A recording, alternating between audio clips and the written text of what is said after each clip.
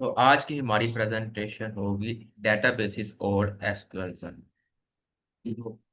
Start करने से पहले हम ये अंडरस्टैंड कर लें कि डाटा क्या कहते हैं किसे हैं और इंफॉर्मेशन। डाटा और इंफॉर्मेशन में क्या डिफरेंस है। कि data comprises raw unprocessed facts that need context to become useful. For example कि हमारे पास एक नंबर है कि एक वेबसाइट पर इतने विजिटर्स आए हैं, लेकिन हमें उनका कोई कॉन्टेक्स्ट नहीं पता कि वो विजिटर्स क्या करने आए हैं, उन्होंने कौन सा पेज ओपन किया, उन्होंने क्या चीज़, कौन सी प्रोडक्ट सेलेक्ट की, एक्सेट्रा। हमें कुछ भी नहीं पता, सिर्फ हमारे पास एक नंबर है या कह लें कि उन जो से विजिटर्स हैं उनकी डिटेल है। हमारे पास ये एक डाटा है, इसका कोई कॉन्टेक्स्ट नहीं है, इसका कोई मतलब नहीं है, हमें कोई फायदा नहीं है। तो इन्फॉर्मेशन क्या है? इन्फॉर्मेशन इसी डाटा की एक प्रोसेस्ड फॉर्म है कि इस डाटा को जब कॉन्टेक्स्ट मिल जाए कि वो जो विजिटर्स वेबसाइट पर आए थे उन्होंने ये पेज खोला, इस वजह से खोला, उन्होंने ये प्रोडक्ट सेलेक्ट की, ये प्रोडक्ट बाय की। सो ये सारी इंफॉर्मेशन जब हमारे पास आ जाए तो वो फॉर्म जो है, क्योंकि वो इन जो डाटा होता है उसको एक कॉन्टेक्स्ट मिलेगा तो हम उसको इंफॉर्मेशन कह देते हैं। तो अब हम आते हैं कि डाटा की टाइप्स जो हैं वो एआई और एमएल में कौन सी होती हैं। एआई एमएल में डाटा की जो है वो तीन टाइप्स होती हैं। सबसे पहली टाइप्स है, जो टाइप है वह स्ट्रक्चर डाटा। स्ट्रक्चर डाटा एक कह लें हाईली ऑर्गेनाइज्ड फॉर्म में होता है, और मोस्ट ऑफ द टाइम ये टेबुलर फॉर्मेट में होता है। अगर आपने एम एस एक्सेल यूज किया हुआ तो उसमें जो रोज एंड कॉलम्स में जो डाटा होता है वो स्ट्रक्चर ही डाटा होता है, क्योंकि उसके अंदर पहले जो कॉलम हेडर होता है और फिर रोज में सारा डाटा होता है। सो ये जो है स्ट्रक्चर डाटा होता है, क्योंकि इसके अंदर हर चीज जो है वो स्ट्रक्चर्ड होती है। हमारे पास कॉलम्स और रोज हर डाटा जो है वो स्ट्रक्चर होता है। अभी हम एक स्ट्रक्चर डाटा की एग्जांपल भी देख लेते हैं एम एस एक्सेल को ओपन करके, क्योंकि ये स्ट्रक्चर डाटा जो है ये स्प्रेडशीट्स की फॉर्म में ही होता है, इसके अलावा ये जो है किसी और फॉर्म में नहीं होता। अब फॉर एग्जांपल ये मैंने कोई एक डाटा सेट किया, ये ओपन हो जाए। इसके अंदर हमारे पास एक डाटा सेट है, और ये जो है ये फाइनेंस से रिलेटेड है। ये डाटा सेट जो है वो फाइनेंस से रिलेटेड है। इसके अंदर सबसे पहले जो तो है एक आईडी के, एक जो सा एम्प्लॉय है उसकी आईडी है, फिर एम्प्लॉय किस स्टेट से, उसका एड्रेस क्या है, फिर एम्प्लॉय की जो है वो टाइप क्या, एप्लीकेशन टाइप, उसकी लेंथ क्या है, उसको कितना अरसा हो गया है काम करते हुए। सो ये सारी चीज़ें यहाँ पर, मतलब कि हर चीज़ स्ट्रक्चर्ड है। हमें कुछ, अगर यहाँ पर सी लिखा है तो हमें पता है कि इस सी का मतलब क्या है। अगर यहाँ पर टाइटल लिखा है तो हमें यह भी पता है कि ये इसका मतलब क्या है। मतलब हर चीज़ हमें समझ आ रही है। तो इस किस्म के डाटा सेट को हम स्ट्रक्चर डाटा कहते हैं। अब जो सेकंड टाइप है वो है अनस्ट्रक्चर्ड डाटा। अनस्ट्रक्चर्ड डाटा जो है वो स्कीमलेस होता है। अब ये स्कीम क्या होती है? स्कीम देखेंगे, यहाँ पर हमारे पास एक डाटा सेट है, एक टेबल है। तो इसके अंदर जो जो कॉलम है इसकी डाटा टाइप क्या होगी, इसके अंदर कौन सा डाटा स्टोर होगा, इसका जो है कॉलम का हेडर, ये जो एप्लीकेशन टाइप लिखा होगा ये कॉलम का हेडर होता है, और ये जो सारी नीचे इंडिविजुअल आ रहा है ये सब रोज होती हैं। तो हमारे पास कॉलम का हेडर क्या होगा, उस कॉलम के अंदर किस किस्म का डाटा स्टोर होगा। तो ये सब चीज़ें जो है इसको हम स्कीम कहते हैं। डाटा बेसिस अगर आपने पढ़ी हो कंप्यूटर साइंस में, तो उसके अंदर स्कीमा जो है वो बहुत मैटर करती है। तो अनस्ट्रक्चर्ड डाटा जो होता है उसके अंदर स्कीम नहीं होती, उसके अंदर स्कीमा नहीं होती। मीनिंग के ये प्री डिफाइंड स्ट्रक्चर इसका कोई नहीं होता, और ये जिस फॉर्म में आता है उसी फॉर्म में ये सेव होता है। फॉर एग्जाम्पल हमारे पास जो ईमेल्स आती हैं उसका तो कोई स्ट्रक्चर नहीं होता, वो इंग्लिश में सिंपल लैंग्वेज में जो हमारी नेटिव लैंग्वेज उसमें लिखी होती हैं। तो उसके अलावा जो हम ऑडियो करते हैं, जो हम बोलते हैं, ऑडियो फाइल जाती है, वो भी स्ट्रक्चर नहीं होती। ठीक है। तो इस तरह के जो सा भी डाटा होता है, वॉइस डाटा हो, ईमेल हो, टेक्स्ट फाइल्स हो, ऑडियो फाइल्स हो, वीडियो फाइल्स हो, इस तरह का जो सा भी डाटा होता है वो अनस्ट्रक्चर्ड डाटा होता है। और एक रिसर्च के मुताबिक इस वक्त दुनिया में जितना भी डाटा है उसमें से 80% डाटा जो है वो अनस्ट्रक्चर्ड डाटा है। मतलब जो डिजिटल डाटा है ना, जो डिजिटल डाटा है उसमें से 80% डाटा अनस्ट्रक्चर्ड है। अब एक थर्ड टाइप आती है डाटा की, जिसे हम कहते हैं सेमी स्ट्रक्चर डाटा। इसके अंदर जो है ना ही ये पूरी तौर पर स्ट्रक्चर डाटा होता है और ना ही पूरे तौर पर अनस्ट्रक्चर्ड डाटा होता है। ये सेमी स्ट्रक्चर होता है, इसके अंदर जो है वो जेसॉन की फाइल है, XML की फाइल्स आती है। अगर आपने जो है वो जावास्क्रिप्ट पे वर्क किया हो तो उसके अंदर जो सारा कोड होता है, मतलब जिस फाइल के अंदर ये कोड लिखा होता है XML का या जेसॉन का, वो जो है सेमी स्ट्रक्चर डाटा कहलाती हैं। ठीक है, इसकी हम आखिर में देख भी लेंगे मिसाल। सो अब हम आते हैं कि डेटा सेट कहते किसे हैं। कि डेटा सेट जो है वो refer to a structure collection of related information. Data set एक structure collection of related information को कहते हैं, कि जिसके अंदर डाटा जो है, अभी हमने एक एक्सेल की स्प्रेडशीट देखी, उसके अंदर जो डाटा वो रिलेटेड है, उसके अंदर रिलेशन मौजूद है और वो स्ट्रक्चर फॉर्म में है ना, तो उसको हम डाटा सेट कहते हैं। और डाटा सेट जो है, इसके अंदर वेरियस डाटा टाइप्स जो हैं वो कह लें कि कंपोज हो सकते हैं, स्टोर हो सकते हैं, जैसे कि नंबर होते हैं, टेक्स्ट होते हैं, इमेजेस होती हैं, ऑडियो फाइल एक्सेट्रा।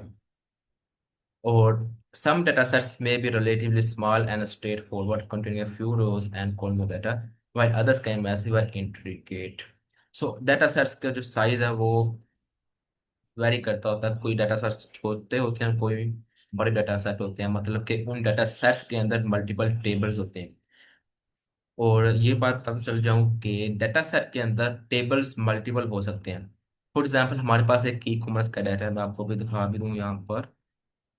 ये रहा, ये ओपन ही है कैगल के अंदर, कि हमारे पास एक ई कॉमर्स का डाटा है। इसके अंदर पहला एक डाटा सेट है ई कॉमर्स का। इसके अंदर जो पहला टेबल होगा कस्टमर्स का, यहाँ पर लिखा हुआ है ना ये डाटा सेट, डाटा एक्सप्लोरर में। इसके अंदर जो हमारे पास पहला टेबल होगा कस्टमर्स का, कस्टमर का मतलब इन्फॉर्मेशन होगी। दूसरा है ऑर्डर्स का, मतलब जो कस्टमर ने ऑर्डर की उसका मतलब इन्फॉर्मेशन होगी। तीसरा है प्रोडक्ट्स का, जो प्रोडक्ट्स हमारी साइट पर अवेलेबल हैं उनका, या जो प्रोडक्ट्स कस्टमर ने सेलेक्ट की हैं, बाय की हैं, उनकी डिटेल होगी। तीसरा है सेल्स का। मतलब एक डाटा सेट के अंदर मल्टीपल टेबल्स जो है वो हो सकते हैं, और ये सब एक दूसरे से रिलेटेड हैं। अब हम आते हैं डेटाबेस के। डेटाबेस क्या होती है?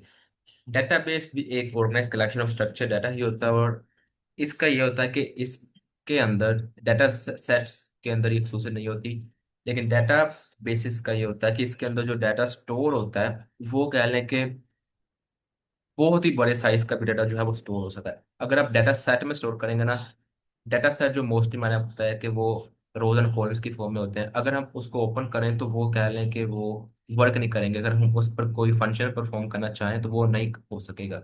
अगर हम उस डाटा को मैनिपुलेट करना चाहें, मतलब अगर हम उसमें कोई चेंज करना चाहें, कोई कॉलम का नेम या फिर कोई रो का डाटा चेंज करना चाहें, तो वो काफ़ी इशू बनेगा, क्योंकि वो डाटा सेट का साइज बहुत बड़ा होता है। लेकिन डेटाबेस में इशू नहीं होता, जितना मर्जी बड़ा डाटा हो हम उसको इजिली मैनिपुलेट कर सकते हैं, हम उसमें इजिली चेंजेस कर सकते हैं और उसको हम इजिली मैनेज कर सकते हैं। और डेटाबेस कंसिस्ट ऑफ टेबल्स। यहाँ पर भी है कि डेटाबेस जो है वो टेबल्स पर कंसिस्ट होता है, लेकिन इसे हम इस तरह कह सकते हैं कि एक डेटाबेस के अंदर मल्टीपल डेटा सेट्स आते हैं। अभी हम आगे देखते हैं। लेकिन डेटा बेस के अंदर हम जो टर्म यूज करते हैं वो डाटा सेट यूज करते हैं, कि डाटा बेस के अंदर एक डाटा सेट है। हम हमेशा यही कहते हैं कि डाटा बेस के अंदर एक टेबल है, एक एक या हमारे पास 3 टेबल है एक डाटा बेस के अंदर, 5 टेबल हैं। मतलब हम ये नहीं कहते कि हमारे डाटा बेस के अंदर इतने डाटा सेट्स हैं। लेकिन अगर हम देखें तो डाटा बेस के अंदर एक्चुअली डाटा सेट्स ही स्टोर होते हैं। सही हो गया। सो आगे यहाँ पर लिखा हुआ है कि data set consists of table that hold rows and columns similar to a spreadsheet. Each table represents a specific entity or concept. Each table represents a specific entity. Entity क्या होता है? फॉर एग्जाम्पल, अभी हम एक e commerce का data देख कर आए जहाँ पर हमारे पास एक टेबल था कस्टमर्स का। अब कस्टमर जित एक तो कस्टमर नहीं होगा, वो मल्टीपल कस्टमर्स होंगे। अब ऑब्वियसली जो एक कस्टमर होगा ना, उसको एक एंटिटी कहेंगे। जितने कस्टमर्स होंगे वो सब एक स्पेसिफिक इंडिविजुअली हम उनको एंटिटी कहते हैं। डाटा बेसिस की जुबान में हम उन एक एक कॉलम को या फिर एक एक कस्टमर को हम एक एंटिटी तस्वर करते हैं। And the columns define the characteristic and attributes of that entry. So databases की हमारे पास दो टाइप्स होती हैं। फर्स्ट होती है रिलेशनल एंड एसक्यूएल डेटाबेस, और सेकंड होती है non relational and no SQL या नो सीक्वल डेटाबेस। अब हम डिफरेंस देखते हैं डाटा सेट और डेटाबेस में। इन टाइप्स को अभी हम आगे डिस्कस करेंगे। डेटा सेट्स जो है वो टिपिकल स्टैंड अलोन फाइल्स होती हैं और often stored in formats such as CSV, JSON और एक्सेल स्प्रेडशीट्स। मतलब डेटा सेट्स जो है वो फाइल होती है, वो के लिए एक फाइल ही होगी, उसके अंदर टेबल्स हो सकते हैं। और दूसरा, data sets can be A part of a larger database. के डेटा सेट्स जो हैं वो एक डेटाबेस का पार्ट हो सकता है, लेकिन एक डेटाबेस एक डेटा सेट का पार्ट नहीं हो सकती।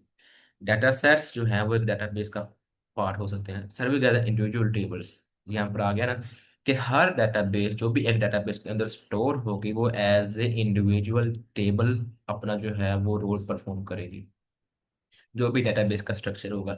क्योंकि डेटाबेस के अंदर जो है वो स्कीमा जो है वो होती है, डेटा सेट्स के अंदर भी होती है, डेटाबेस के अंदर भी होती है। Databases have a more complex structure and consist of interconnected tables that can be linked through relationships. और ऑब्वियसली डेटाबेस के अंदर जो से टेबल स्टोर होंगे, जो डाटा सेट स्टोर होंगे, वो एक दूसरे के साथ कनेक्ट होंगे रिलेशनशिप के जरिए। अभी हम डाटा देख कर आए ई कॉमर्स का, उसके अंदर ये जितने भी टेबल हैं, कस्टमर का है, ऑर्डर का है, प्रोडक्ट्स का है, सेल्स का है, मतलब ये सब एक दूसरे से कनेक्टेड हैं। कस्टमर का टेबल ऑर्डर से कनेक्टेड है क्योंकि कस्टमर के ऑर्डर्स ऑर्डर्स के टेबल में मौजूद हैं, और ऑर्डर्स का टेबल प्रोडक्ट से कनेक्टेड कनेक्टेड है क्योंकि जो प्रोडक्ट्स ऑर्डर की हैं उनका डाटा प्रोडक्ट्स के टेबल में है, और इस तरह सेल्स का टेबल भी इन सबसे कनेक्टेड है। मतलब डेटाबेस के अंदर, डाटा सेट के अंदर जितने भी टेबल्स होंगे वो एक दूसरे से कनेक्ट होंगे, और डेटाबेसेस के अंदर ये जो कनेक्शन का स्ट्रक्चर होगा ये काफ़ी कॉम्प्लेक्स होगा डाटा सेट की निस्बत, क्योंकि डेटाबेस का जो साइज है वो डाटा सेट से बहुत ज़्यादा बड़ा होता है। और data set can be a part of larger database that support real-time data updates. In such case, data sets can serve as snapshot or specific portion of the database. मतलब कि database के अंदर जो डाटा सेट्स होते हैं वो किसी specific time के लिए कह लें कि वो एक स्नैपशॉट, या फिर उस स्पेसिफिक टाइम में उस स्पेसिफिक डाटा होता है कि हर मिनट या हर दिन जो डाटा है डेटाबेस के अंदर वो चेंज हो रहा है। अभी मैंने रिसेंटली एक प्रोजेक्ट पर वर्क किया है और वर्क कर रहा हूँ कि जो फॉरेक्स का डाटा है ना वो डिस्प्ले हो स्क्रीन पर, और वो हर दिन अपडेट होता जाए खुद ब खुद, मुझे कुछ ना करना पड़े, वो हर दिन 24 आवर्स के बाद ऑटोमेटिकली वो डाटा जो है वो अपडेट हो जाए, और जो मेरा क्लाइंट है उसको वो स्क्रीन पर नजर आ जाए। जो भी डाटा अपडेट होगा, जो भी डॉलर की प्राइस ऊपर नीचे होगी, वो उसको स्क्रीन पर नजर आ जाए। अब इसके अंदर जो है वो मल्टीपल टेबल्स हैं, मेरे जो डेटाबेस है उसके अंदर मल्टीपल टेबल्स हैं, और उसके अंदर जो एक दिन का डाटा है ऑब्वियसली वो चेंज हो रहा है, क्योंकि अगर आज डॉलर की प्राइस कुछ है तो वो अगले दिन कुछ और होगी ना। तो ऑब्वियसली यहाँ पर जो हर डाटा सेट है वो एज अ स्नैपशॉट जो है स्पेसिफिक पोर्शन में डाटाबेस में सेव हो रहा है। आई होप कि अंडरस्टैंडेबल होगा आपके लिए। अब यहाँ पर कुछ और डिफरेंसेस हैं कि data set are often used for read only analysis where data is processed और transform to derive insights. They are not design for complex data manipulation and do not offer advanced functionality for querying or updating data. Or database, on the other hand, provide powerful query language such as SQL that enables users to perform complex operations on data, including filtering, joining, and aggregating. मतलब कि data sets के अंदर हमारे पास कोई specific language नहीं होती, या फिर हम डाटा सेट्स को क्वेरी नहीं कर सकते। कि अगर हम कोई स्पेसिफिक डाटा देखना चाहते हैं डाटा सेट के अंदर से, तो हम वो नहीं देख सकते, जबकि डाटा बेसिस के अंदर ये लिमिटेशन नहीं है। हमारे पास एक लैंग्वेज है जिसको एसक्यूएल कहते हैं, स्ट्रक्चर क्वेरी लैंग्वेज। ये जो है डेटाबेसेस की ही लैंग्वेज है, इसके जरिए हम डेटाबेसेस को क्यूरी कर सकते हैं। मतलब हमें कोई स्पेसिफिक डाटा चाहिए, स्पेसिफिक डे का, स्पेसिफिक कह लें कस्टमर का, तो हम वो एसक्यूएल की मदद से क्यूरी कर सकते हैं डेटाबेसेस के ऊपर। सही है। अब हम आते हैं कि डेटाबेस मैनेजमेंट सिस्टम, डीबीएमएस, वो क्या होता है। DBMS is a software used to interact with the database. Data DBMS जो होता है वो डेटाबेस के साथ इंटरेक्ट करने के लिए है। मतलब डेटाबेस पर हम जो भी वर्किंग करेंगे, जो भी हम एसक्यूएल की क्वेरी परफॉर्म करेंगे डेटाबेस पर, वो एक डीबीएमएस के थ्रू होगी, वो एक मैनेजमेंट सिस्टम के थ्रू होगी, क्योंकि हम ऐसे तो कुछ नहीं कर सकते। हमारे पास एक डेटाबेस है, हम उस पर कैसे परफॉर्म करेंगे एसक्यूएल की क्वेरी। तो ओवरऑली हमारे पास कोई सिस्टम होना चाहिए जिसको इस्तेमाल करके हम डेटाबेसेस के ऊपर जो है एसक्यूएल क्वेरीज को परफॉर्म कर सकें। तो डीबीएमएस है, ये वो रोल परफॉर्म करता है दरम्यान में ब्रिज का, जिसके जरिए से हम एसक्यूएल क्वेरीज है वो डेटाबेसिस पर परफॉर्म कर सकते हैं। इसी कुछ एग्जांपल मैं लिखे हैं कि जैसे माइक्रोसॉफ्ट सीक्वल सर्वर है, ओरेकल डेटाबेस है, माई एसक्यूएल और मोंगोडीबी एक्सेट्रा, मतलब जो भी बड़ी बड़ी टेक के जो प्रोवाइडर्स हैं उन्होंने अपने अपने डाटा डीबीएमएस बनाया हुआ है। सो अब ये छोटा सा एक डिफरेंस कि database is like a container that holds the information, while the DBMS is a tool used to organize and manage the contents within that container। कि DBMS database को मैनेज करने के लिए यूज होता है। DBMS ऑब्वियसली एसक्यूएल का क्या मकसद है, database को मैनेज करना ना, अगर हमने कुछ चेंज वगैरह करनी है सब। सो अब हम अभी हम पीछे देख रहे थे डेटाबेसेस की टाइप। यहाँ पर के दो टाइप्स हैं, रिलेशनल डेटाबेस और नॉन रिलेशनल डेटाबेस। अब हम देखते हैं कि रिलेशनल डेटाबेस RDB क्या होता है। A relational database organizes data into tables consisting of rows and columns. Relational databases जो होती हैं वो डाटा को ऑर्गेनाइज करते हैं रोज और कॉलम्स की फॉर्म, मतलब जो जिस तरह स्प्रेडशीट होता है ना उसी तरह, जिस तरह एक्सेल की शीट होती है। Each table shows a specific entity like customers or order, and you can define the relationship through tables। के RDB में रिलेशनल डेटाबेस में जितने भी टेबल्स होंगे वो एक दूसरे के साथ रिलेशनशिप के थ्रू कनेक्ट होंगे, और वो सब के सब ऑर्गेनाइज्ड होंगे, मतलब उसके अंदर स्ट्रक्चर डाटा होगा। रिलेशनल डेटाबेसेस यूज होती हैं स्ट्रक्चर डाटा से वर्क करने के लिए, और जो से नो सीक्वल डेटाबेसेस होती हैं वो यूज होती हैं अनस्ट्रक्चर्ड या सेमी स्ट्रक्चर्ड डाटा से वर्क करने के लिए। अब हम देखते हैं कि एसक्यूएल क्या होती है। SQL is the standard language, structure query language। SQL is the standard language used to interact with relational databases, enables to query, update and manage the data। यहाँ पर लिखा हुआ है कि SQL जो है वो इस्तेमाल होती है इस इंटरेक्ट करने के लिए रिलेशनल डेटाबेसेस के साथ, लेकिन जो नो एसक्यूएल डेटाबेसेस होती हैं उसके अंदर भी थोड़ी बहुत जो है एसक्यूएल यूज हो जाती है, क्योंकि थोड़ी बहुत तो यूज हो जाती है, हम ये नहीं कह सकते कि वहां पर कंप्लीटली एसक्यूएल यूज नहीं होती। लेकिन जो एसक्यूएल मेनली यूज होती है, एसक्यूएल का जो कह लें कि ज्यादातर इस्तेमाल होता है वो सिर्फ रिलेशनल डेटाबेसेस में ही होता है, या कह लें कि सही तौर पर जो एसक्यूएल का इस्तेमाल होता है प्रॉपरली तौर पर एसक्यूएल का हर फंक्शन जो है वो यूज होता है वो सिर्फ रिलेशनल डेटाबेसिस में ही यूज होता है। नो सीक्वल में हम सिर्फ ये देख रहे हैं कि हमारे पास डाटा टेबल है, हम उसमें डाटा किस तरह का है, उसको अपडेट करना डिलीट करना। तो इसके अलावा और कोई ऑपरेशन हम नो सीक्वल में एसक्यूएल के जरिए ज़्यादातर परफॉर्म नहीं करते। हम ज़्यादातर एसक्यूएल को रिलेशनल डेटाबेसिस के साथ ही यूज करते हैं। अब हम आते हैं रिलेशनल नो सीक्वल डेटाबेसिस की टाइप्स पर। अभी हमने देख लिया कि रिलेशन डेटाबेसेस की जो है, फॉर एग्जांपल ओरेकल डीबी है, माई सीक्वल है, माइक्रोसॉफ्ट एसक्यूएल सर्वर है। तो इस तरह नो एसक्यूएल डेटाबेसेस कौन कौन सी है। No sequel store unstructured semi structured data offer key value pairs, JSON और एक्सएमएल डॉक्यूमेंट्स। इसके अंदर नो सीक्वल के अंदर चार टाइप्स कह लें कि डेटाबेसेस की होती हैं। सबसे पहली टाइप है डॉक्यूमेंट ओरिएंटेड डेटाबेस, सेकंड है की वैल्यू डेटाबेस, फोर्थ थर्ड है वाइट कॉलम स्टोरेज, और लास्ट है ग्राफ डेटाबेस। अब हम इन सब को इंडिविजुअली देखते हैं। जो सबसे पहली है document oriented database. A document oriented database stores data in document similar to JSON objects और एक्सएमएल डॉक्यूमेंट्स। मतलब हमारे पास जो डाटा है वो डॉक्यूमेंट्स में होता है। इस एग्जाम्पल में मोंगोडीबी और काउचबेस लिखा हुआ है। जेसन के similar Jason and XML document. अब हम एक जेसन का देख ही लें। जेसन फाइल का जो फॉर्मेट होता है या कह लें कोर जो होता है वो किस तरह से होता है, किस तरह का होता है।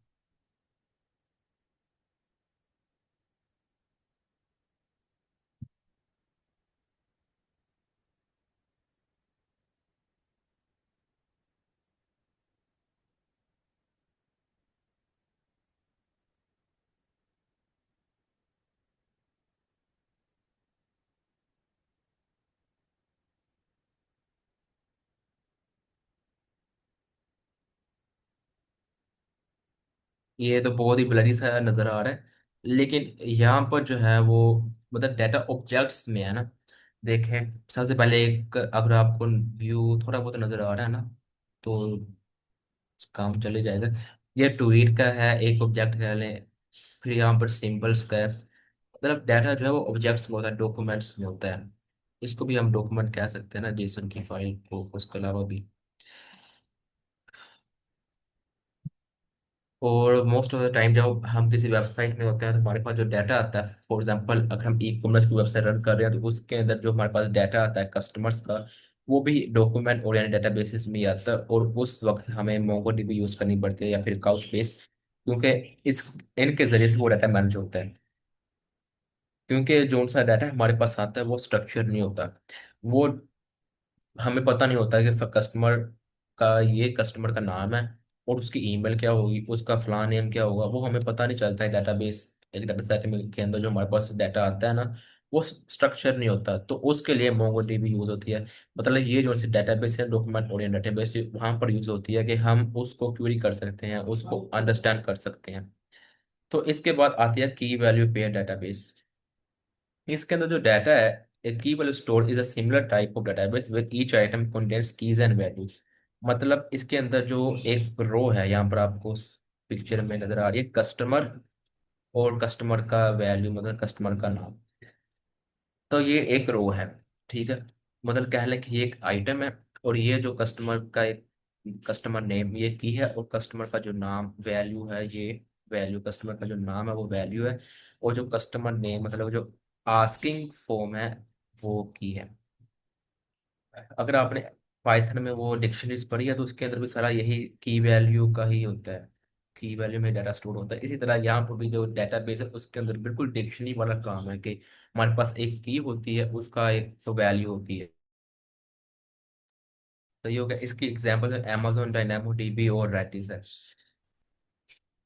अब इसकी अगर हम रियल लाइफ एग्जांपल देखें तो लिंक्डइन में जिस तरह हमारे पास पहले एक फर्स्ट कनेक्टर्स होते हैं ना, जिस तरह हमारा जो अकाउंट है, हमारे जो कनेक्शंस बने होते हैं, वो कह लें कि फर्स्ट कनेक्शन हम उसको कहते हैं कि उनसे उनके साथ हमारे कनेक्शन बने हैं, फेस टू फेस या कह लें डायरेक्ट कनेक्शंस बने हैं।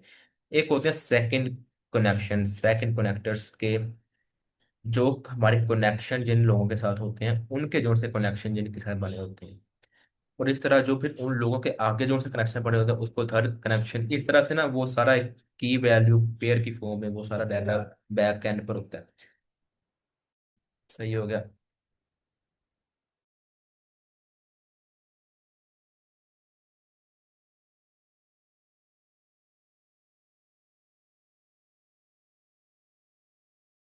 अब तीसरी फॉर्म आती है wide column database. Wide column stores data in tables, rows and dynamic columns.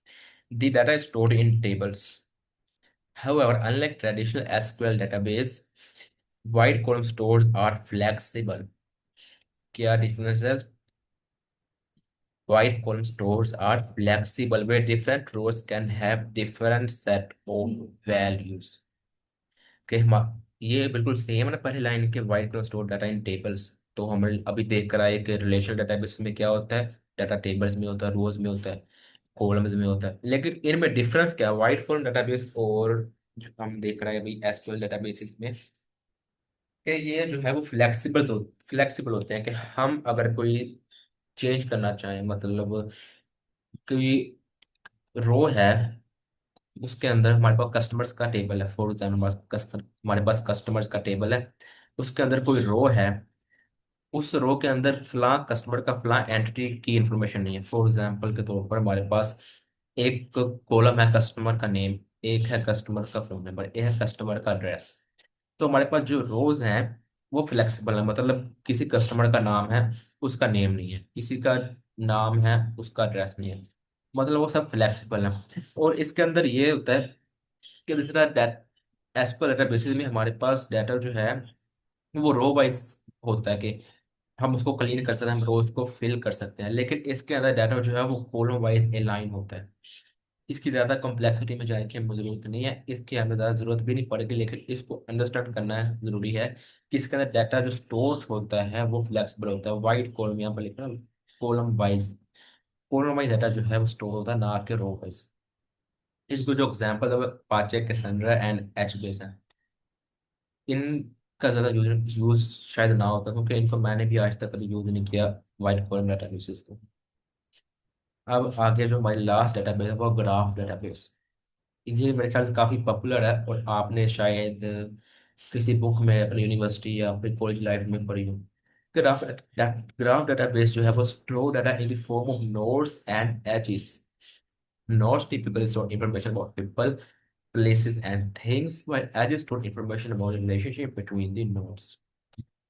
यहाँ पर जो पिक्चर में आपको नजर आ रहा है कि ये जो सा यूजर है, ये है ये है नोड हमारी।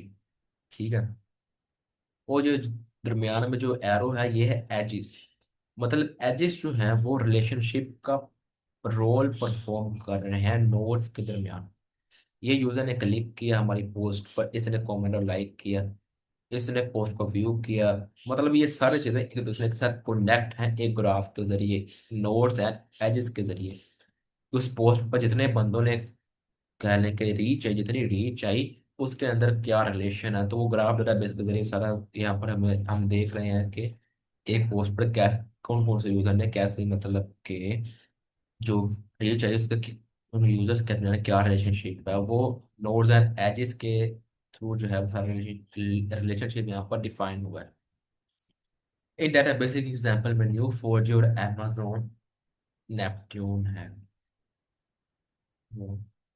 अब हम एसक्यूएल बेसिक्स तो थोड़ा सा देख लें। अगर यहाँ तक किसी का कोई सवाल है तो वो पूछ ले। मैं माइक्रोसॉफ्ट एसक्यूएल सर्वर जो एमएस एसक्यूएल सर्वर है उसको कर लूँ, क्योंकि मैं उसको ही यूज़ करता हूँ। उसके अलावा बहुत ज़्यादा और भी हैं एसक्यूएल के जो डीबीएमएस है, लेकिन मैं उसको यूज़ करता हूँ। उसको ओपन कर लूँ और किसी का कोई सवाल है तो वो पूछ।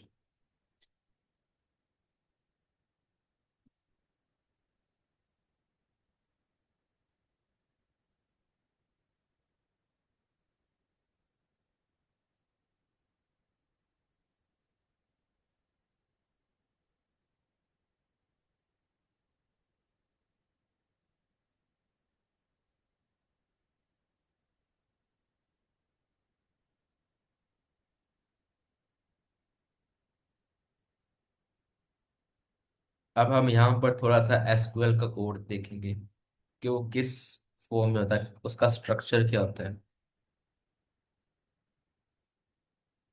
मेरे ख्याल से एक ऑनलाइन भी होता है एसक्यूएल का जो डीबीएमएस है, एसक्यूएल लाइट का।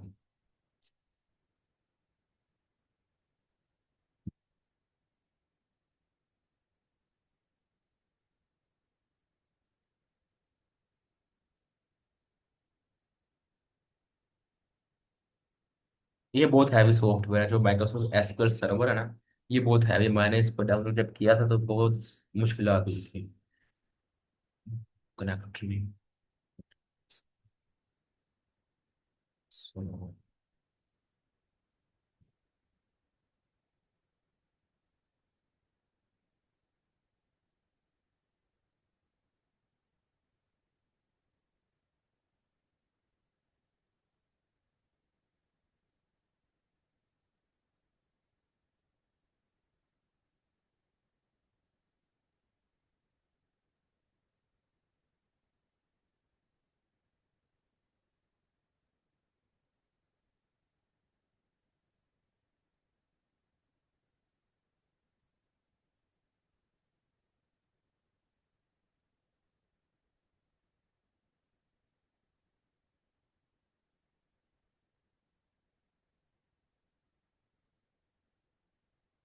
और मैंने इसको बहुत देर बाद ओपन किया तो ये आज इशू दे रहा है कोई।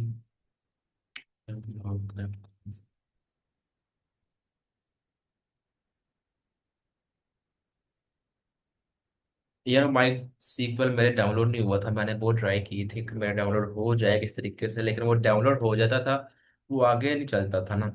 वो इशू बड़ा बना उसका, तो इस वजह से ये एसक्यूएल सर्वर ही मुझे करना पड़ा।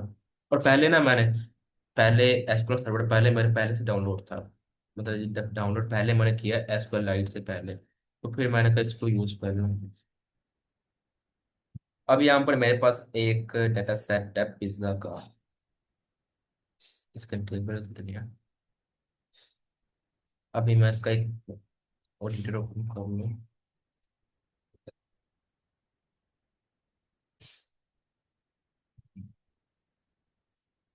सो यहाँ पर आपको ये जो सारा ओपन करने का मकसद सिर्फ यही है कि जो एसक्यूएल कोड का स्ट्रक्चर होता है, मतलब समझ आ जाए कि एसक्यूएल कोड कैसे लिखा जाता है, उसका कोड ही क्या बनाया है। सही है। अब ये मैं पहले एक बार राइट कर दूं।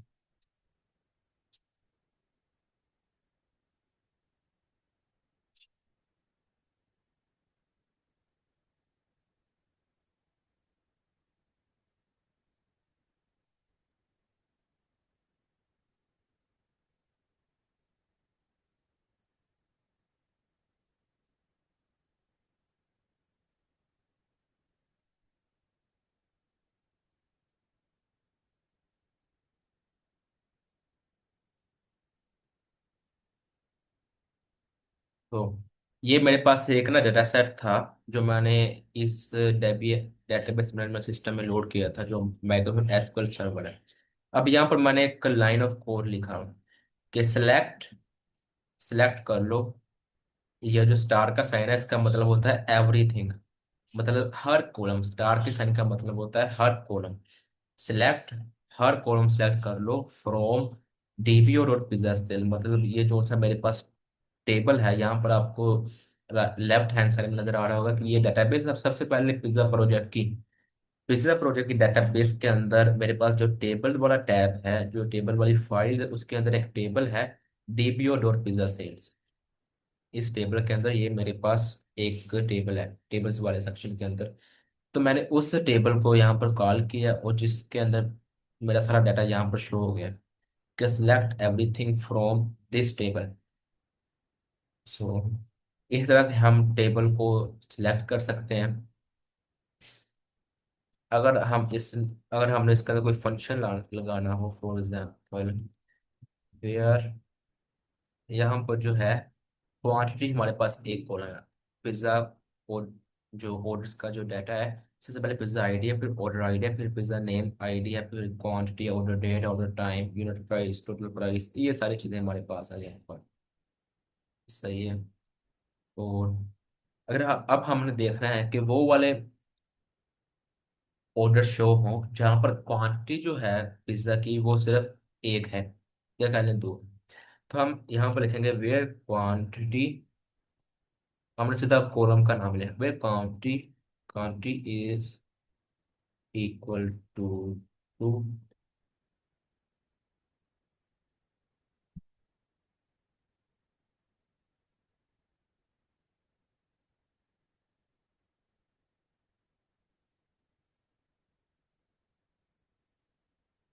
ये देखें, ये हमारे पास सारा डाटा वो शो होगा जहाँ पर जो पिज्ज़ा ऑर्डर की क्वांटिटी थी वो टू थी। ये सारा डाटा वो वाला शो हो गया। मतलब एसक्यूएल का हमारा ये फायदा होता है कि हमें अगर कोई स्पेसिफिक सेट ऑफ डाटा देखना हो। अब मैंने यहाँ पर देखा था कि पिज्ज़ा, वो ऑर्डर दिखाओ जहाँ पर पिज्ज़ा की जो क्वांटिटी थी वो टू थी। तो मैंने यहाँ पर ये कोड लिखा कि सिलेक्ट फ्रॉम, इस टेबल के अंदर मेरा डाटा है, इसको सिलेक्ट करो यहाँ सारे कॉलम। और फिर मेरे पास जो से जितने पिज्ज़ा ऑर्डर की जो क्वांटिटी टू है वो शो कर दो। वेयर मतलब जहाँ पर क्वांटिटी दो है वो वो मुझे शो कर दो। तो वो यहाँ पर उसने शो कर दिया। मतलब स्ट्रक्चर डाटा का और एसक्यूएल को जब हम इकट्ठा यूज करते हैं तो उसका ये फायदा होता है कि हम जिस टाइम जो डाटा चाहें हम उसको देख सकते हैं। अब यहाँ पर मैं चाहूँ तो इनका नेम भी बदल सकता हूँ, सब कुछ हो सकता है। तो मतलब आपको ये दिखाना था कि ये काम वाकई हो रहा है। उसके साथ आपको मैं ये दिखाता चलूँ। मैंने ना एक प्रोजेक्ट बनाया था जो मैंने अभी आपको बताया कि वो ना एक वॉइस बोर्ड था कि उसको हम कमांड देते हैं वॉइस में और मैं वो वॉइस में ही रिप्लाई देता था। एक एआई वॉइस बोर्ड था ना।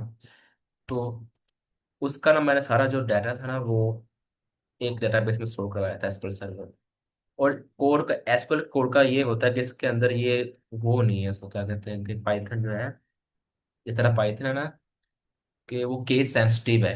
एसक्यूएल केस सेंसिटिव है, इसमें आप छोटा बड़ा जो मर्जी लिख लें वो एक्सेप्टेबल है। लेकिन कॉलम का नाम जो है, कॉलम्स का नाम, डेटाबेस का नाम, वो हम छोटा बड़ा नहीं लिख सकते।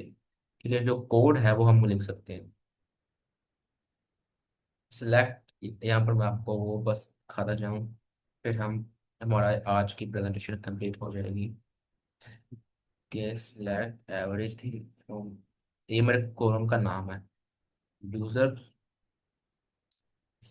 यूजर कमांड डीबी तो सच मेरी डेटाबेस का नाम है। मेरे टेबल का नाम है select everything from DBO dot interactions. DBO मतलब डेटाबेस ऑब्जेक्ट। ठीक है, ये डेटाबेस, ये अब लिखने भी हो तो कोई इशू नहीं, अगर लिखे ना भी तो भी कोई इशू नहीं होता। लेकिन कभी कभी एरर आ जाता है, तो इसको बचने के लिए, और ये जो है ना, ये इसको कहते हैं, आई थिंक सेमीकोलन कहते हैं। इसका ये होता है कि एसक्यूएल कोड के जहाँ जिस लाइन ऑफ कोड, एसक्यूएल के जिस लाइन ऑफ कोड के आखिर में ये लग जाए, मतलब ये फला फंक्शन कंप्लीट हो गया। अब इससे आगे मैंने जो भी कोड टाइप करूंगा, वो रन नहीं होगा जब तक ये नहीं हो जाता। और मतलब ये सेपरेटली रन होगा, और ये सेपरेटली रन होगा। इस जो सेमीकोलन का साइन है, इसको लगाने का ये फायदा होता है। उसको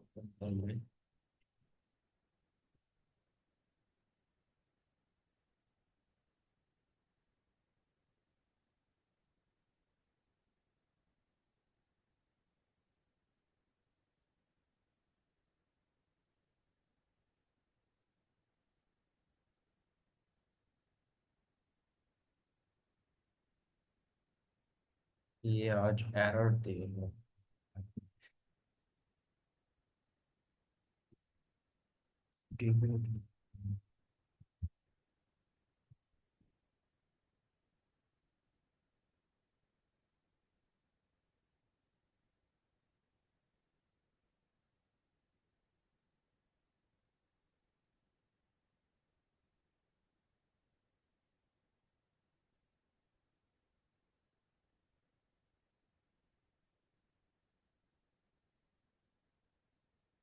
ये पता नहीं क्यों एरर दे रहा है। चलो इसको छोड़ो, लेकिन हम यहाँ पर देखा है ना, ये शायद कोई इशू बना होगा प्रोग्राम का, तो वो इशू यहाँ पर वो शो हो रहा है। लेकिन जो हमारा मकसद था कि एसक्यूएल का देखना कि फायदा क्या होता है, वो हमने यहाँ पर देख लिया। ठीक है, अब यहाँ पर हमारी जो प्रेजेंटेशन है वो एंड होती है।